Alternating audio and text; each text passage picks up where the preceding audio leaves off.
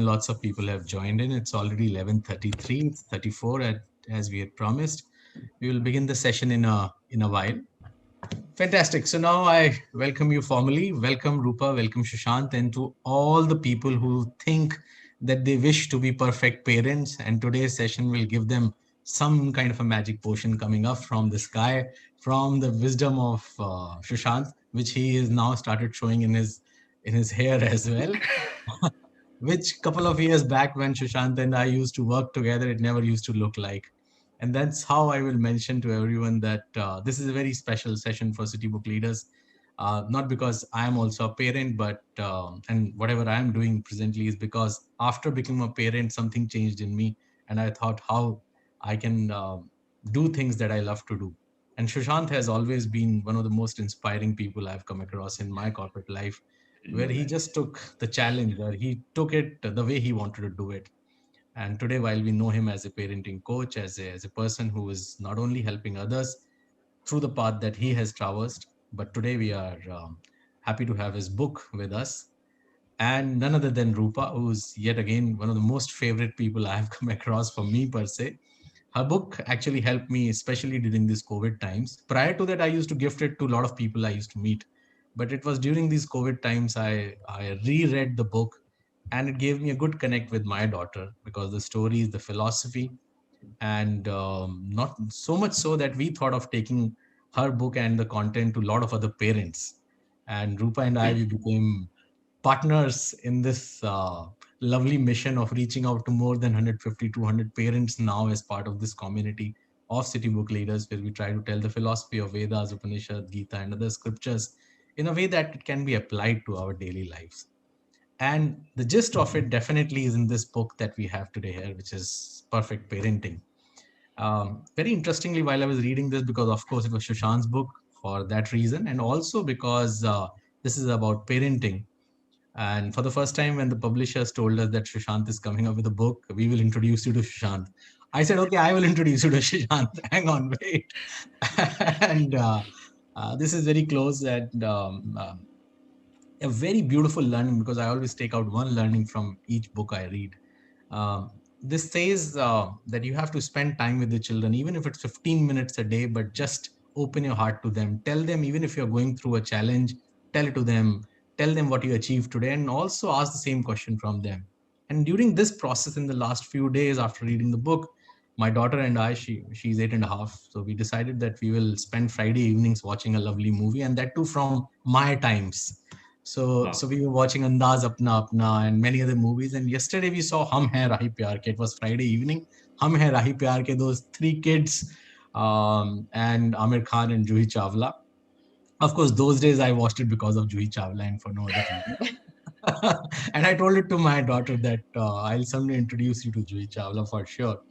And so today, before we start this session, I would like to show you a small clipping from that movie that I watched yesterday with my daughter, which is actually the essence and the gist of what we try to do as parents and the dilemmas that we face. So let me show this quick video to all of you.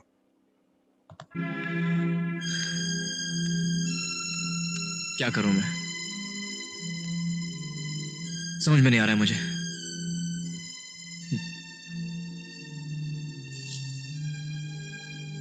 मैं हार गया.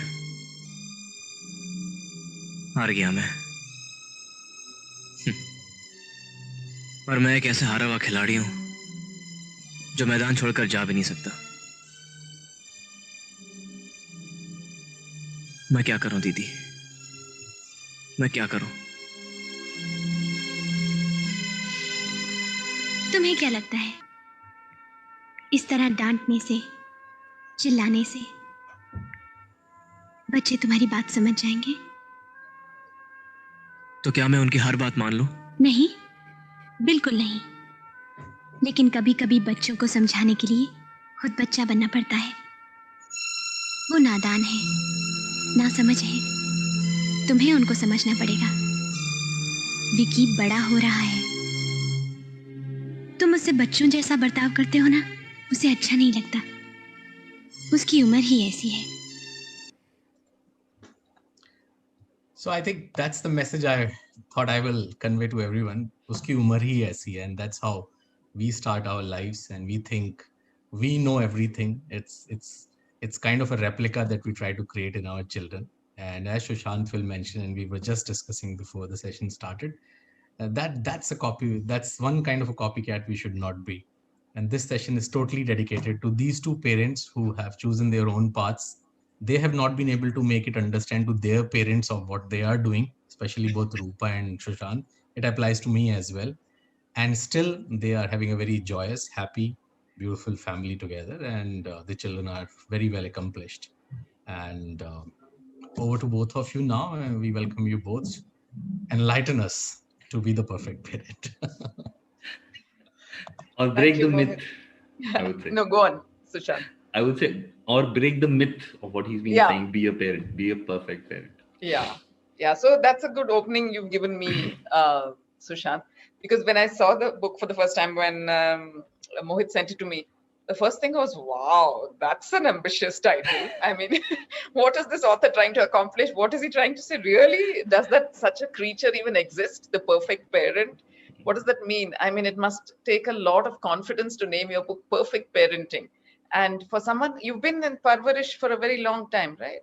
My personal journey started on 20 years. Yes, but So Parvarish is how old?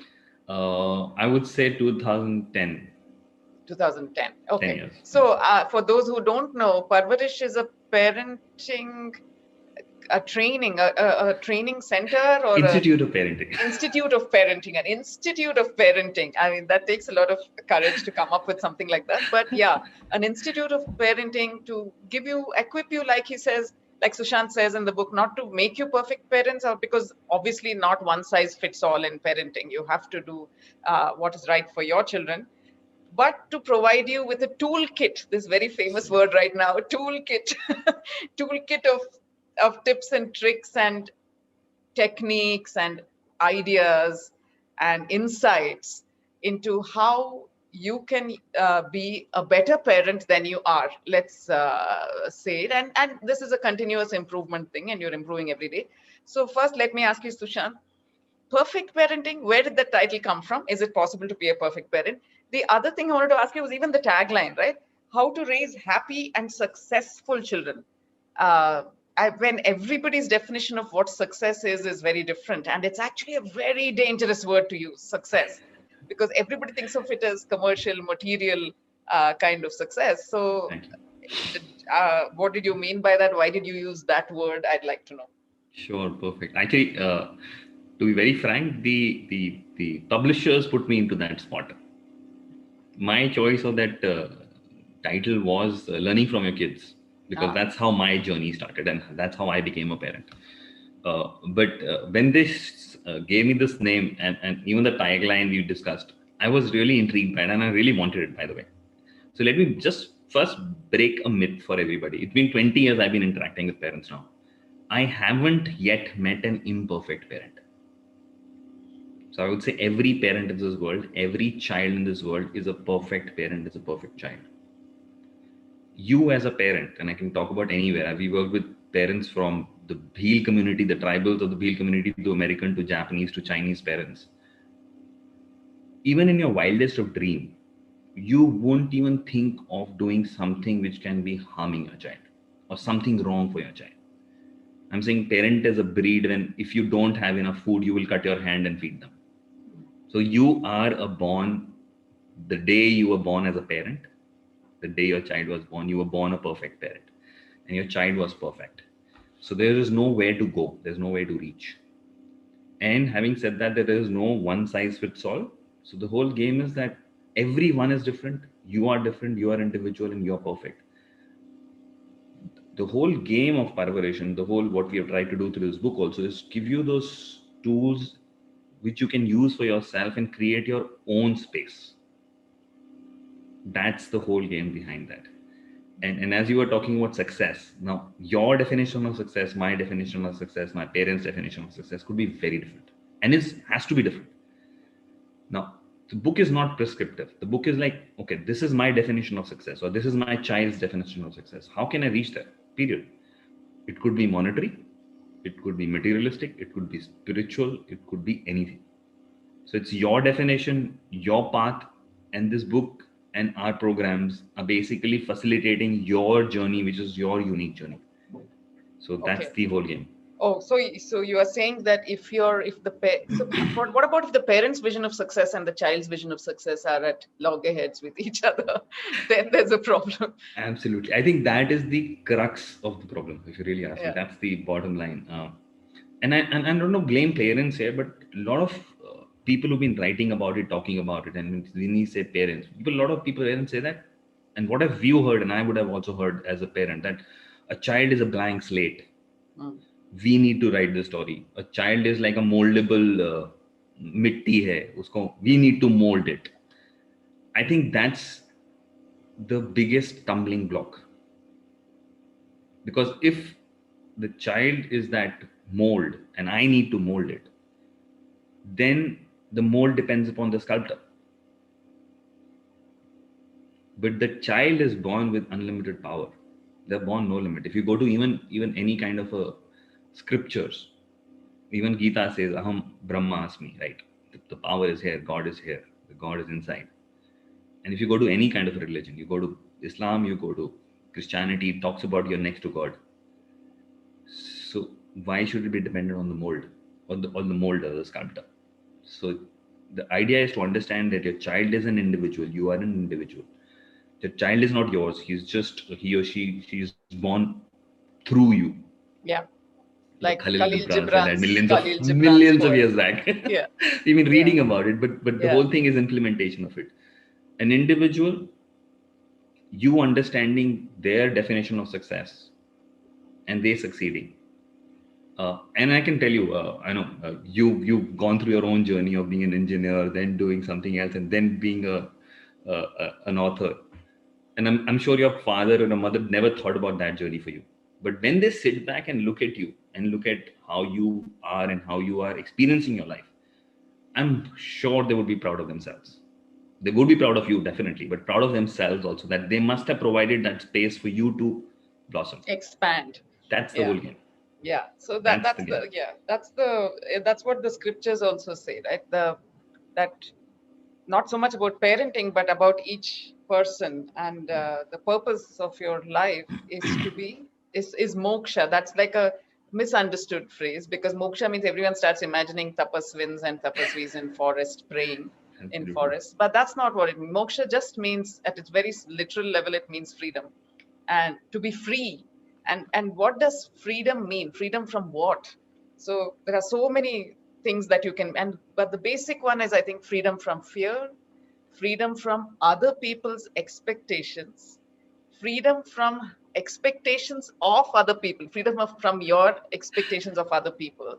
There are so many ways to be free. So raising fearless children, becoming fearless ourselves first of all, and then raising fearless children, I think would be the aim of every parent. Fearless, and I think also ananda, like happiness. That is also very important, and a feeling of vastness, and to be able to inculcate in your children a feeling that they are so large in themselves that they can accept every other opinion that is different from theirs, that is in opposition to theirs, and be still able to see the other person's point of view. And all this, a microcosm of all this, is the family itself. If we can achieve this between our children and ourselves first, so that they can be fearless in your presence, so they can feel expansive in your presence, and you can be fearless in theirs. Because don't you think, I don't know, what is your opinion on this, that a lot of parents operate from fear, from a place of fear. Either they are fearful of their children's safety, physical safety, or emotional safety, or mental safety, or of their future, or of what will people say about me as a parent if my child is not in this particular person. What do you, from your experience, I'd love some examples, and Exactly. So this last comment of yours actually brings up something which I really ask every parent in my workshops also. It's like log kya kahenge is like one of the biggest things, the fear of log kya kahenge. So I asked 20 people sitting here, 100 people sitting here, you are worried about log kya kahenge. are you worried personally, specifically? Is it okay for you to just be? He said, yeah, I want to do that. And I would love to do that. Then I go to the next person. I said, what about you? He said, I am fearful at what will they say? I don't care. Individually, if 200 people don't care, so where is this fear of what will people say coming from? Yeah. And by the way, if you really ask me, nobody bothers. Nobody cares. I'll give you an example. Okay. So one of the things which happens is like letting children decide on their own. Okay. Yeah. Having their own choices. So I used to, like with Aman, it used to be when he was the guinea pig. He was the first one born in 2000. Tell us about Aman actually. Tell us how you say let us learn from our children. That's what you wanted your title of your book to be. And why don't you tell us about how it happened in your own case? So first thing first, if you really want to go there, yeah, it's a very paradigm. It's like a paradox, and I say life is only paradox. It's nothing else. So the first paradox was I never wanted to be a parent. Oh. So me and Monica were clear when we got married that we will not have children. Period. Oh. Okay. To a point, and now he's telling us how to be perfect parents, guys. This is so parenting my own children and parenting and training other. I'm a 24/7 parent. I know. For the last 10 years at least. So the whole game started, and then I tell people that in India, when you get married, it's almost impossible not to have children. Even on the dog on the road will come and ask you what's happening, what's wrong. People will get into your bedrooms. So when Aman happened, almost after 6 years of marriage, I said, hey, this is not the way. And the reason we didn't want to become parents was that we saw parents struggling. खाता नहीं है, सोता नहीं है, पढ़ता नहीं है, बात नहीं मानता है, अब दोस्तों में पड़ गया है. So I said, yeah, this is going to be tough. And when we spoke to my friends, children, my cousins, my younger niece and nephew, they said, yeah, parents are on our case all the time. If you're studying to padhai, why are you studying too much? If I'm playing, why are you playing so much? If you're doing this, why are you doing that? It's always like, don't do this, do this. We said, yeah, what's the point of bringing a life in this world and then making a struggle for them and for ourselves? Let's not do it. So when Aman happened, we said, okay, well, now the things have to be different. We have to do something else. And that was the awakening moment, if you really ask me. There was few things which I saw started from him, and then we started observing millions of children across the world. So I saw this kid, and you can look at any children at that age, okay? They're happy. Look at a 2.5, 3-year-old child, they're happy. If it's raining, they're happy with the rain. If it's sunny, they're happy there. If they're running around somewhere, if you take them to a park, they're happy there. If you take them to a gym, they're happy there. You take them anywhere, they're just happy. They're fully self-expressed. If they want to say something nasty in a very different place, they will say it. They will crack a joke in a place which is very, very serious. So they would express themselves without a fear of being looked at. What will people say about us? There's no fear of failure. So I remember one incident with him, and I think I've quoted in the book also, that when we all train our children to crawl, we put some toy in front, and then the child does all that stuff, takes 5 minutes, reaches it, and catches hold of the toy. And then we take that toy away and keep it further away.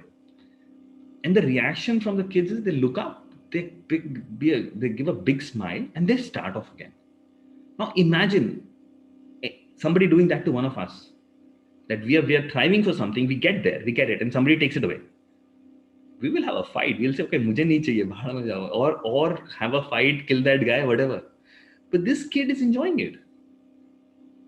When they fall, when they take their first step, they fall. They don't say, I don't want to fall again. They get up and do it again. I said, wow, man, here I am. When I tried something out in my life, I went and spoke to my boss. I cramped up. I couldn't voice it out. I went back and then I said, never in my life again. And it's so simple. Learn from him. He picks up and does it again. So next day morning, okay, learn from Aman. Let's do it again. Let's do it again. Let's do it again. And one day it happened. So the whole game we said, okay, foul. Let's enjoy our failure. So that's also a topic of one of your TED Talks, I recall. Wow, I failed. What is it? What's it called? It's called Wow, I Failed. Failure is wow. Yeah. Because obviously, it's all like the scriptures tell us, it's the duality that kills us. Because the thing is that if we accept that happiness is a state, then we have to accept that sadness is its flip side. If we want to always be in a state of success, then there is a state which is not success, which is failure. In the absence of the darkness, there is no light, right? There is light only because there is a comparison of darkness. So without an experience of darkness, you cannot experience light. So without experiencing the negative of any side of any emotion, you cannot enjoy the positive side. But what if you let go of that duality completely and said that success and failure are just labels that society puts on it? But actually, both success experiences that are termed as success and experiences that are termed as failure are just experiences.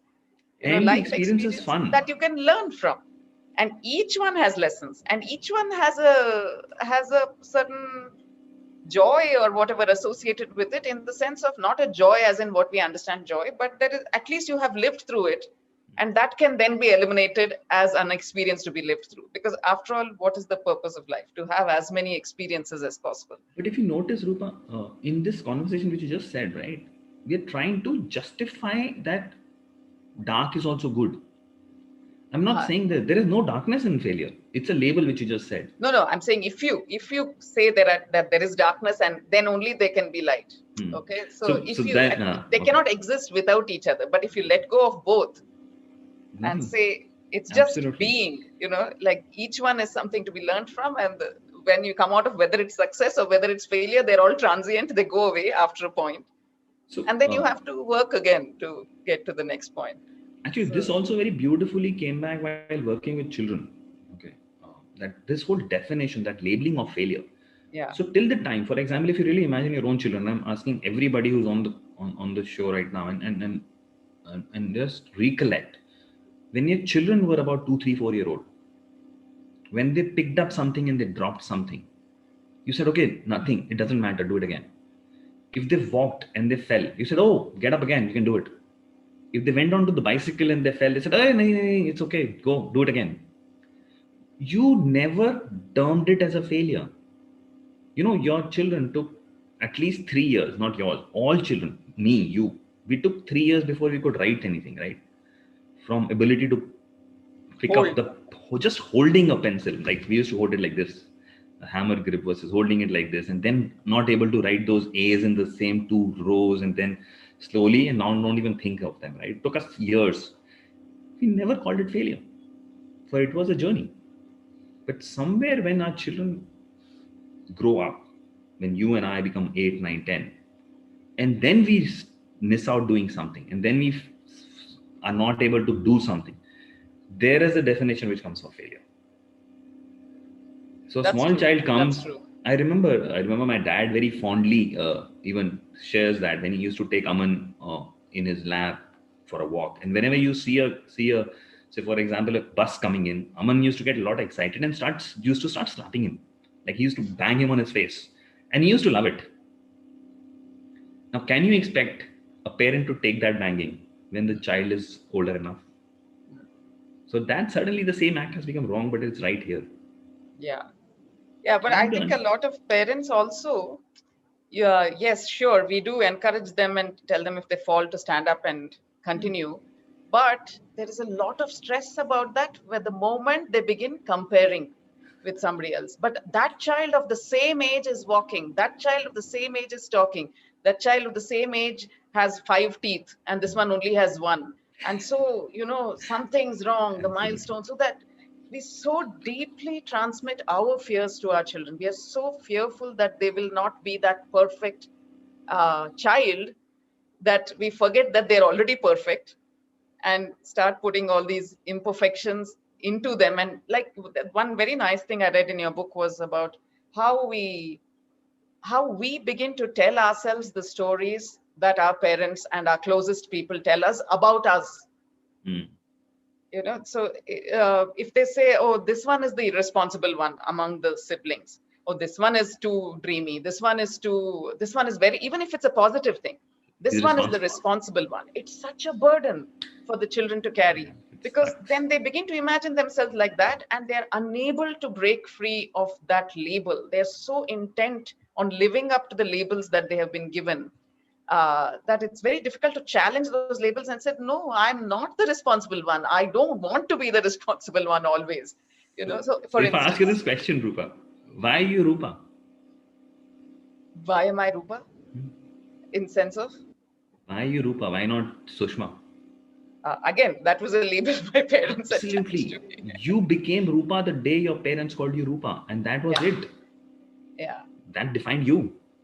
So when they say Rupa is responsible, and your parents say that, yeah, then you become a responsible Rupa. Period. You cannot shake it off, yeah, and that Yeah. brings in a lot of pressure along. yeah, And you And- live that all your life Yeah. till the time you don't realize that it's just a label. yeah. And especially, I think this is true for the eldest children. They It get, works out. no, not really. No, I don't know. I In find your that case, it works like that. In other cases, it works. So it works differently. Okay, okay. And as But I said, it's the whole game is it's perfect. So you are perfect. When you talked about comparisons, okay, you are a perfect Rupa. A perfect Rupa. Okay, there is no other Rupa like you in the world. You are the one. There is nobody else to compare to. yeah, So if you can build that distinction, if parents can start building that distinction that I am perfect Sushant, or my brother or my sister is a perfect Miti, for example, my sister, and she's perfect as the way she is. What is the comparison? You can't compare apples and oranges. Just because I Yeah. have 2 ears and 2 eyes and we Yeah. have almost the same body parts, it doesn't mean that we're same. We're not. yeah. So you are a perfect of human course being, not. Yeah. and so is every parent and every child And the in your own perfect sense. yeah, and the loveliest part is even a responsible person has the freedom to be irresponsible when he or she feels like it. Absolutely. But that freedom we lose when we start thinking of ourselves as the responsible one, you know, because then we can't be playful or whatever when we feel like. The other thing you talk about is parenting styles. Mhm.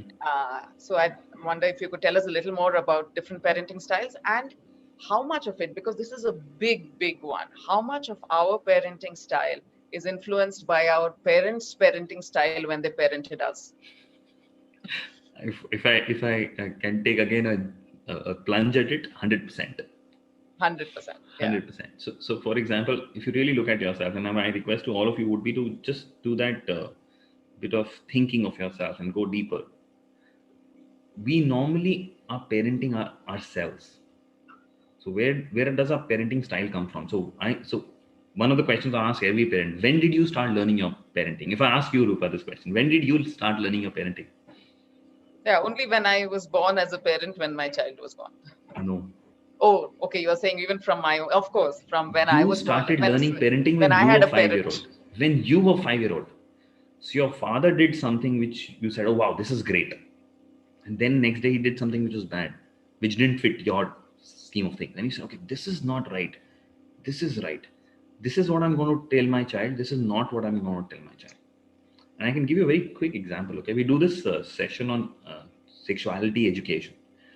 And because there's so much of exposure to children these days, like even a 2-year-old, 3-year-old, the kind of movies they're watching, the kind of songs they're listening to, they're all like soaked in sexuality. Yeah, yeah. So we coach parents to talk to children about sexuality very early. So there was this person who was there. His son was, I think, 3-year-old. So she went after the session, went and spoke to her son. You know, the first thing the son said after listening to the whole story and having that discussion about sexuality, he said, "मैं बड़ा होके अपने बच्चों को सिखाऊंगा." A 3-year-old.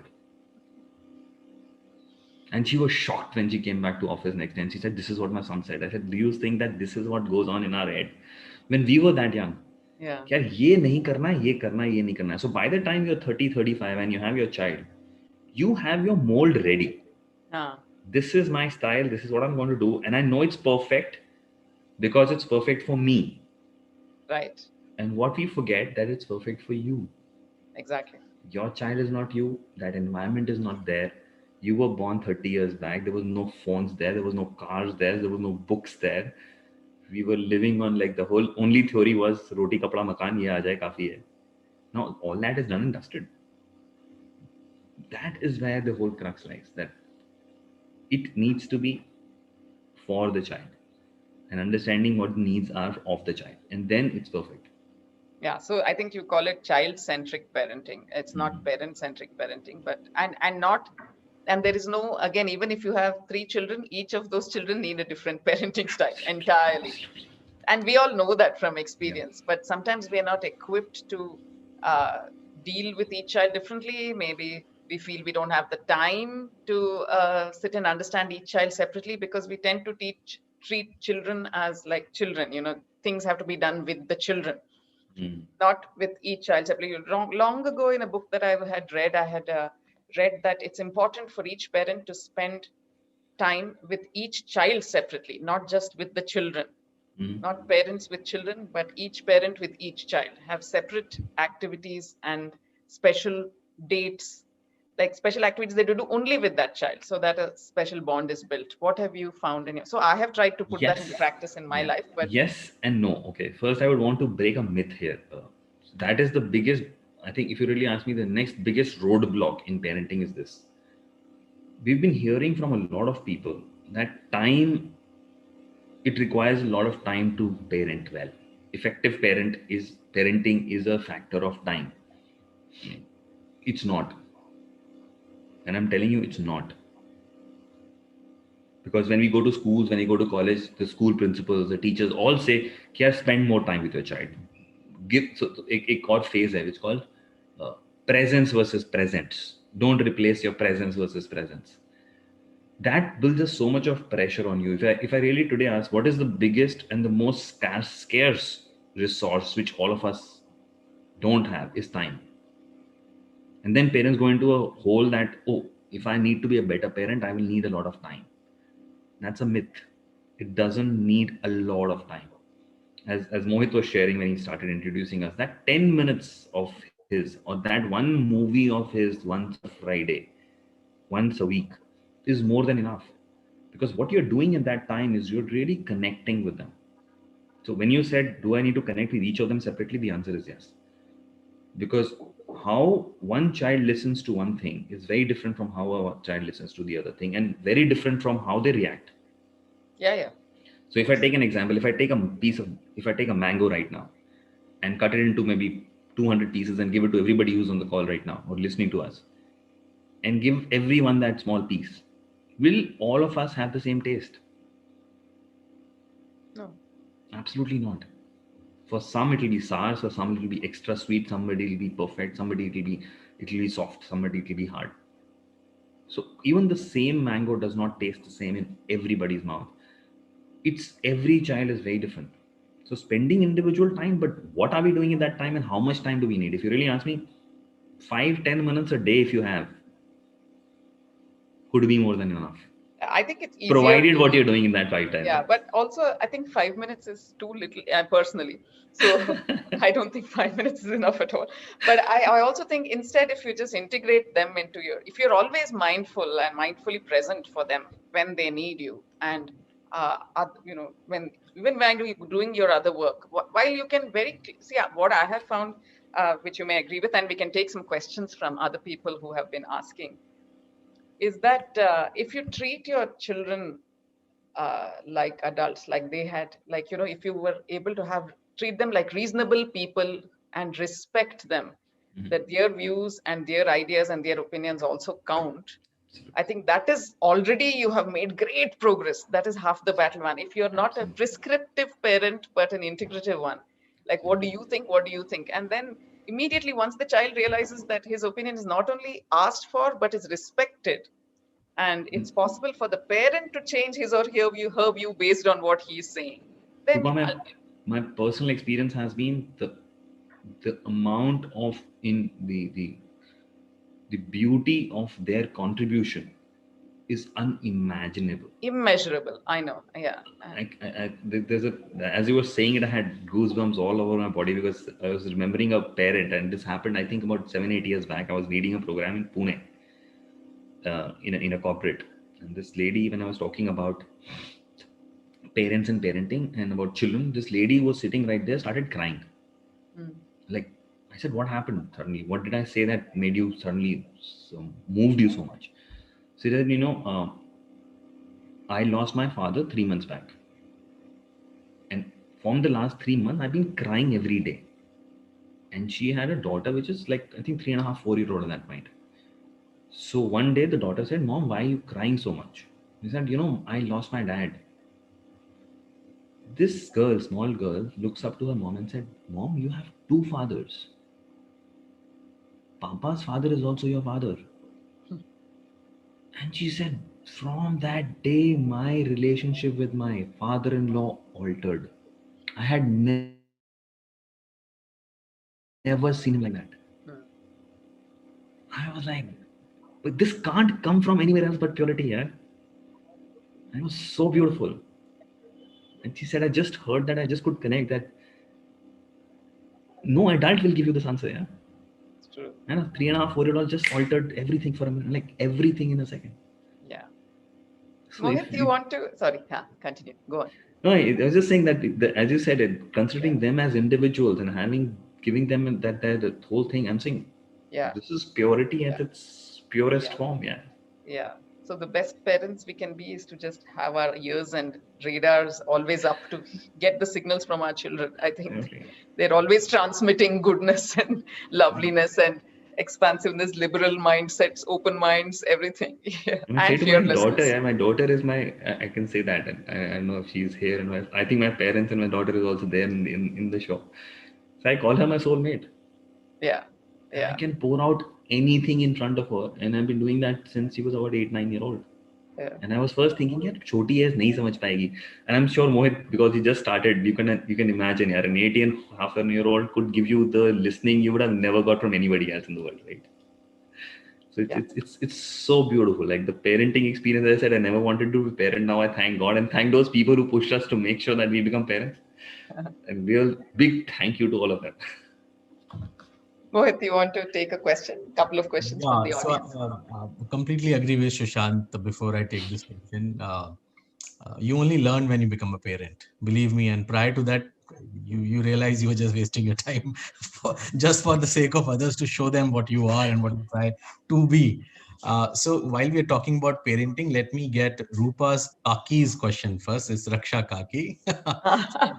She would be the right person to ask this question to both of you. Raksha Kaki is asking, so praising a kid, saying you are brilliant or genius, is that okay? Or putting the pressure on the kid? Or is it really putting a pressure back onto the kid? What do you say, both of you? Rupa, you want to take it or Sushant. should I? Okay, should I take You it take first? it first. Yes, yes. Okay. So first thing first, everybody is a born genius. Everybody is brilliant. Everybody is great. So we start from there. There's no comparison. So if you're doing it to say it to them that okay, they are better than the others, just watch your communication. They are brilliant. And the second thing I would suggest, complimenting is great. We all want that. It pulls us up, but make it specific. So, for example, you made a great painting. What about that painting was great? Was it the colors? Was it the thought? Was it the imagination? Was it the combination? What was great about it? Or just my expression? So be specific, give it to them, and make sure that you're not comparing with somebody else and saying that, okay, you are here. Don't build that bridge. He's great. Everybody else is great. Go experience your greatness. Yeah, I do agree that it's better to be specific about your compliments. And however much you think that, even if a child topped a board exam or something, you can in fact talk about, this is great, you did wonderfully well. And what I really appreciate about you is how much work you put in. I saw you working every single, so you are giving the messaging is that what is important is your work ethic. And I would not have cared if you did not come first, but it was the work ethic that also got you this reward. So that's excellent. It's excellent. But if you hadn't, it's very possible that you could not have, that you may not have got this result despite all the hard work. And I would have still appreciated your hard work. So, and also be very, I think, like, definitely compliment, but be sparing also in using the big words of compliment. Brilliant, genius, don't. Because, the child needs to know when he was merely good, when it was merely a good effort, and when it's a brilliant effort. And the effort is what counts, not the end result. The effort that you applied yourself to this, that you completed something that was really, really hard for you. For instance, in South India, Hindi is so difficult for all of us as a subject in school. It's not taught well first of all, and we are not familiar with it. And it's just one of those torturous subjects that every South Indian child remembers from school is Hindi. Because, so we learn things by heart and write it without understanding a single word. We'd have learned 6 years of Hindi and not understood it at all. Okay, so that's the thing. So even if the child ends up getting 35 out of 100, but has tried and applied, and that is still to be appreciated. So what you are appreciating, please be specific about that. And if you use the word brilliant or amazing or awesome too many times, the child will not trust you anymore, because he or she will want to hear why, like you said, like Sushant said, why is it brilliant this time, and how is it better this time than it was the last time? Is there something that, so that requires honesty and time and mind space on the parents' part. It's very easy to say that was brilliant, but the child can see through that. So that's what I have to say. And just want to add one more thing, okay? Because a lot of time this praise and everything is also connected with your love. If you can distinguish that your praise and your love are two distinct things. If he's failing, your love is as much when he was a first. Yeah. So this and this doesn't need to be connected, because what happens when they're not able to perform well or fail, our experience, our conversations, and our interaction with them give them that we don't love them at that point.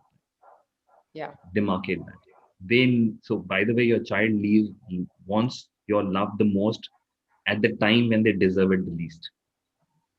Let me say it again. So when they've made a blunder in life, and in your mind they don't deserve your love, that is the time they need it the most. Because they also are thinking at that time that they don't deserve your love. So at that time, if you give it, they're already feeling they don't deserve it, because they hug them at that point of time. They're failing the feeling. They need it the most.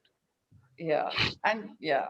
A long answer to a short question. I know, but an important question, a very important question. So considering it was from a parent of yours, Rupa, so she's saying, okay, you tried it well. She's giving to the efforts. Oh, I see. And altogether, Rupa, I think I read it somewhere. Someone said it, I was born genius, but education ruined me. Either it was on the t-shirts, it's a great tagline. So while we are moving from being a genius, we just discussed to the education. And today it's like, Sushant, I must admit, it's more like a Sangha coming back to meet Rupa. Many of the parents who were part of the course with us, they are here. The next question is actually from a teacher from Bangalore, part of the CVL community. Hamsini, she's asking, and she herself is teacher. How much do you think a school influences parenting styles? That's her question. A lot. That's the answer from one of our community members, Vidya. She's in Pune. She does homeschooling. And that's the exact answer she has replied, which is a lot. So because school is an authority. Yeah. So school is an authority. School matters. What a teacher says, what a principal says has a lot of value. Because as a parent, everybody is looking up to them as the experts. Even for parenting advice.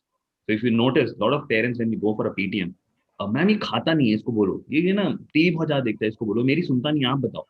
So something which is not to do with education, half the time the parents want to know, ये भी बता दो. So there's a lot of influence. So and how you can guide parents and partner with them can make a huge difference. You tell them इसको पढ़ाने के लिए डांटो, they will do exactly that. इसको बोलो ऐसे करो, they will do exactly that. So you are a huge influence. You're a huge authority on children. As a teacher, as a principal, as a school overall. And this one is, sorry, Rupa, you wanted to say something to it? No, I think that's why a lot of, maybe it does influence parenting style. I'm not sure if school has the power to, if you are a very secure parent in how you parent. Then it doesn't matter. Then it doesn't matter at all what the school says. You will continue to do. And if the school, in fact, is not aligned with your way of thinking, you will take your child out and put him or her in a school that's more aligned. And that's why I find the schools that interview the parents and not the children much better way of doing things, because you want your parent community to believe the same things that you believe as a school. so that it's reinforced. Whatever you teach at school is also reinforced at home. If there are opposite messages coming from the school and from that home, that will make the child even more confused, I think. Alignment is critical. Yeah, Super. it has to be. So I think as parents, it's our responsibility. We all try, but instead of putting them in the best school according to whatever academics or whatever, and go and spend some effort and time, invest time and effort in figuring out what is the best fit for your parenting philosophy, and the school's philosophy should be the same. Whatever, there's no wrong parenting philosophy, right? So your parenting philosophy and the schools should be similar. If you are saying competition is not important and the school is deriding you for not being competitive enough, then the mixed messaging is going to make the child even more confused. Yeah. In fact, our next question is homeschooling, and Rupa, you would remember there were other parents who were doing homeschooling, like Dr. Ruchi from Chennai. Yeah. This question is very specific, and Sushant, it means a lot of people asked us, why have we started courses specifically for parents? And everyone used to call us and say, can Rupa do this for children? Can you do this Sanskrit course for children only? Can you do this maths course only for children? And that's what the answer possibly would be to Vidya's question, what she's asking. How do we separate peer pressure in the education system? How about have a school for parents, I mean adults, and let the kids be the way they are? I guess, Vidya, this is the first effort that today, while we are here as a Sangathan, and what Sushant is also doing, and we all are doing, in fact, you also participated, Vidya, and with a lot of other parents, the discussion has to start, I guess. And Sushant and Rupa, if you'd like to add to Vidya's comment and a question. It's so common to have this train the trainers program is so common for everything except parenting. That's why I'm very happy that Sushant has seen this and said, like, let's train the parents, man. It's not a life skill that you're born with.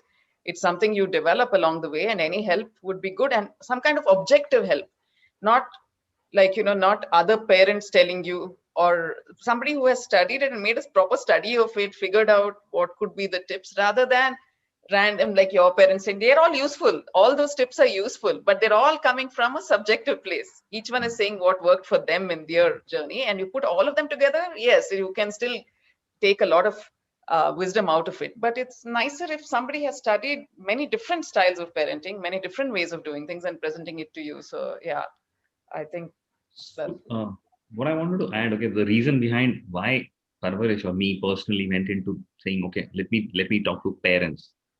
And when I talk to parents, we talk about teachers also. So one is biological parents. Parenting, yeah, as a word, means raising children, not being biological parents. Yes. So teachers and other caregivers are a part of that whole game. But where we started off was parents, and one of the very, very critical reason, okay, which was personally for me, which was driving me to do it was, and I want you all of you like to take this as an experience, okay. So if all of you, whoever is there on the call and listening to this, close your eyes for 10 seconds, 15 seconds, just close your eyes, including Rupa and Mohit, and go to that moment when your first child was born and you held him or her in your arms for the very first time. Like you held her in your arms for the first time. Just experience it again. That moment. How was it? Yes. Wonder. It's like this 15 seconds like took you to a different world altogether, right? And you can't define that. It's so beautiful. It's so amazing. It may be fear before and after that, but that particular moment was like a magical moment. So for us and Parvarish, and for me personally, that feeling, that joy and fulfillment of parenting is a critical element of bringing up children. If you and I train children, the parents miss out on this beautiful experience of it. It's not available anywhere.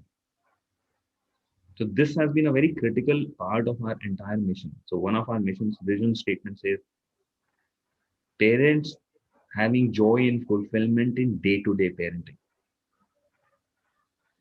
Like if you really ask, from that moment of joy to now, parenting has become exasperating. It's become थक गया यार, मेरा पीछा छोड़ दे यार, बहुत हो गया यार, कब ठीक होगा यार, कब फुर्सत मिलेगी यार, all that stuff. You should keep that all away. And if this bliss is there with you every day, and I can promise you, when I started off, Aman was just about 5-6 year old. Vanya was not even born. People used to say, बड़ा होगा ना तब समझ में आएगा.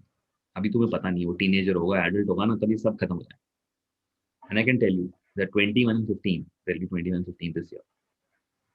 It's still the same. Every day of my life. Hasn't life been a roller coaster? Haven't there been issues? Have we altercated? Have we shouted at each other? The answer is yes. But every day, the experience is beautiful. That moment is there every day. And that has been a critical element. That's why I want to tell parents that, yeah, wo kahin nahi milega. Your children will do good. Not a problem. Anybody can make that happen. Harvard can make that happen. The IIT can make that happen. Ashoka can make it happen. Things can make it happen. But ये जो experience है ना, this experience of life, इसका क्या करोगे? Yeah, well, that's easy to say, but when they are exasperating you and doing things that would seem like they actually hate you at that moment, and we've all had those experiences when your children seem to either they've written you off as too old-fashioned or too fuddy-duddy, don't understand me. Then it's very difficult to keep that in mind, that they are actually providing you love, or when they're gone away somewhere and they don't call you, the kind of anxiety that you feel. So all that, so it's really, that's why we want to, like Mohit was asking, why the parents have to be involved, why can't we teach the children directly, is the point. The point is so that the parents may understand these lessons and pass them on without actually saying it to the children. In their own, if they transform their own lives in ways that they become fearless, they become vast, they become joyous, and only then that is the way to pass it on to your children, not by sending them to a class or anything. If you are able to imbibe those qualities in yourself, your children will naturally get those qualities. So really, every day we have to work on ourselves, not on our children. The more we can work on ourselves, the better it'll be for our children. Great. I think we can take two more questions now, considering we will have to keep a tab on time. So we have a question from Sunita Jaising, and I can relate to it because this is one lesson I got from this book, and Sushant also advised. It's by Sunita Jaising. She's asking, do you really believe quality of short time, like 5 or 10 minutes in a day, that's what I'm adding to it, can compensate for the quantity of time, say possibly 5 or 6 or 10 hours? What when you miss all those precise moments when child needs and you are not around? What do you say, Sushant? So I can say it from my own experience. Okay, so both me and Monica have been working professionals all our life, and the relationship is, as I was sharing, it's touch wood, it's great, and thanks to the environment, it worked like that. So one thing we need to realize that we cannot be with our children all the time. It's not possible. Our children are born with all the power in the world. So one of the definitions of parenting, okay, so one thing which I love asking parents, and what is your role as a parent? Subah uthana, to wake them up, get them ready for school, give them food, get them to study, get them to take them exams, get them into college, get their life. Is that your job? That's exasperating. That takes a lot of time. But what I want to tell you all is that's not your role. वो आपका काम ही नहीं है. If I want to put it in one line, and that's the last chapter of the book, your role as a parent is to make them responsible for their life. You come back home and they say, I've done my homework, I am ready for my exam, I am ready, I have eaten, I have done that. You will be on the top of the world. You sitting back and saying your child is walking without, you don't have to walk them. They walking on their own is what you want. But would your heart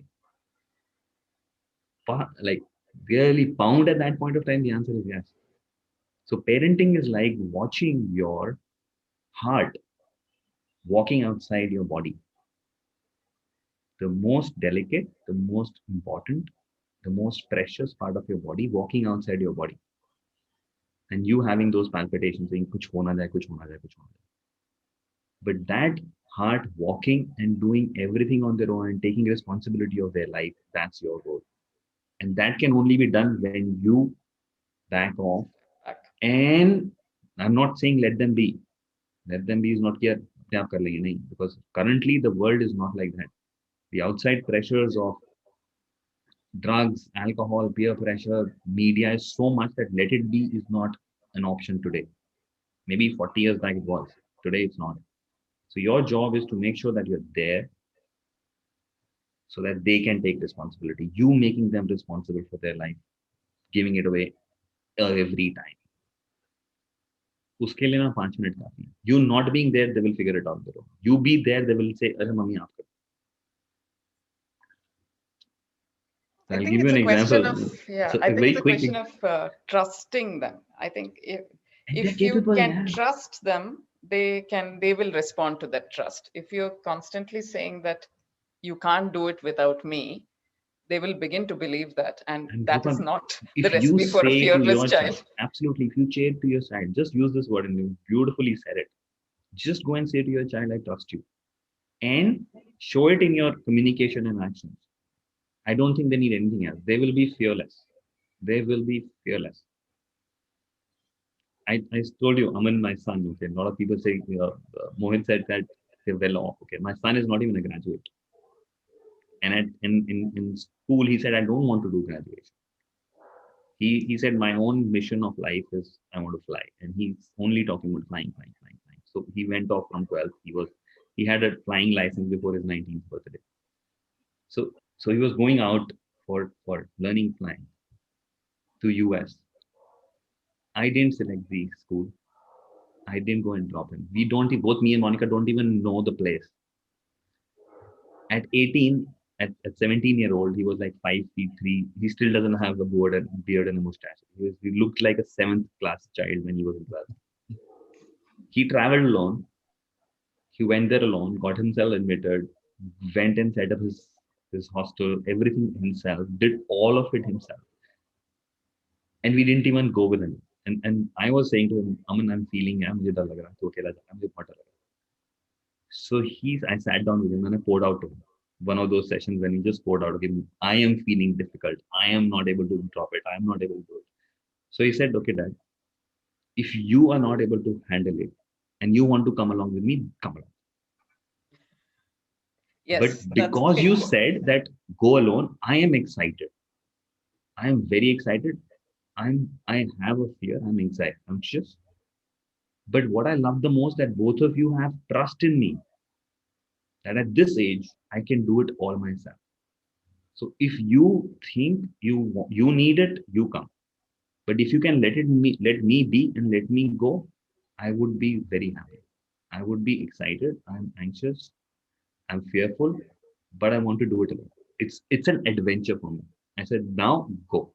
I'm not going to question you. This is my problem. I deal it myself. And that gave him the flight. So one line which I just want to end with, or I don't know if you have the time, it's like, उड़ाओगे तो छत पे जाके बैठ जाएगा, उड़ने दोगे तो सातों आसमान नाप के ले आएगा. Wow, nice. This is beautiful. And आपका काम उड़ाना नहीं है, उड़ने देना. well, I think to see that larger perspective in a wide angle rather than a macro, it's very important, and that's what you just summarized, Sushant and Rupa. We bring this session to the end with a very interesting question, and by a person who herself is very interesting. She's been part of our journey. She attended one of the Rupa's course, and then she's studying Sanskrit at this age. An engineer like all of us turned into an advocate, and now studying Sanskrit and now leading the Sanskrit with us as well. Wow. Which actually tells us, Sushant, that the Kaka Gaga that we studied in our class 1 or 2, thinking, ye to bachchon ki padhai ki cheez hai, we still don't know anything about it. Believe me, we just don't. And today we have Smita with us. Smita, why don't you please ask your question? Your mic is on. You may please ask your question. Thank you, Mohit. Mohit just told me this morning that he's sending across the book from Sushantji. I cannot wait to, receive it and then start reading it. My question, Sushantji and Rupaji, was on this art of benign negligence that people talk about. I came across this term very early in my years of parenting. Obviously, it does not mean that I abdicate responsibility or ignore all limits, but what I do is I just look the other way with all the right intention and allowing my child to have that freedom to sort of fix himself or herself, but within the safe boundaries that I have. What are your thoughts on that? Absolutely. So when I said your role as a parent is to make them responsible. So a few things. So as I said, that you can't let them be, because the current scenario of the society can pull them into different direction, and it's a bottomless pit right now. So having those things that, okay, fine, within this, if your child is not harming himself or is not getting harmed or damaged, letting them make all the mistakes and playing their own game and figuring it out for themselves and getting up on themselves would be the biggest thing you could do for your children. The trust. So three things I would add, Smita, here. One, the belief, where you have to stand as a parent, that can your child do? And as a person, I've been working with parents and children for the last 20 years, I can tell you they are capable of everything. So believe in them, that he or she can do it. Second, exposing them. So if they are trying to do something, giving them all the exposure. And as you said, in those boundaries, in terms of they are damaging or harming themselves. That's the only definition I have for that. If something is not damaging or harming, not a problem. Let them try it 1,000 times, fall 1,000 times. And the last one is respect. That whatever they do today may not be at the same level as you would be able to do. If you ask them to make their bed and expect them to make their bed the level you make them today, it's impossible. So respecting their outcome and saying, okay, fine, this is great. Keep doing it and keep exposing them and having the belief, they would conquer the world. They would conquer the world. And when I say conquer the world, it's not about conquering the world. Conquering the world for me means conquering the self. Like they are self-aware and they know what their life is all about. So beautiful. Dhanyavad, Sushantji. Yeah, I would like to add that I'm not so sure that the world is more dangerous now than it was ever. Yeah, I think there have always been opportunities for people to go astray or make wrong decisions or make wrong choices. So it's not really the external world that is the problem. The external world will keep providing inducements and seductions always, but and they are different in different ages, but they have always been there and they're never going to go away. There is no utopian world where the outside world holds no dangers. There are always going to be dangers. So in the end, it's about trusting your children, but to be able to trust them, you have to give them opportunities in which they are able to make mistakes. You have to create the opportunities for them to make mistakes and still accept them at the end of it. If you say, yes, I trust you, but then don't allow them to do anything for themselves and you're there to rescue them instantly, it's tough love. You have to be able to allow them to suffer a bit the consequences of their actions, rather than rushing to rescue them from those consequences, so that they begin to understand that there's not ever always going to be one parachute to help them. And they make it, within themselves, they understand, okay, this was a wrong choice. It didn't do anything good for me.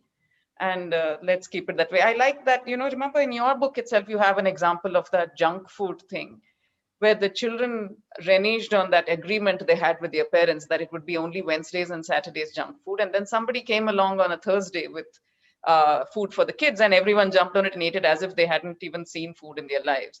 And then the mother was, of course, feeling so guilty and upset that they had broken the contract. But when she let her anger go and just sat with them and said, so, okay, now that contract, you have not kept your promise. Now what do we do?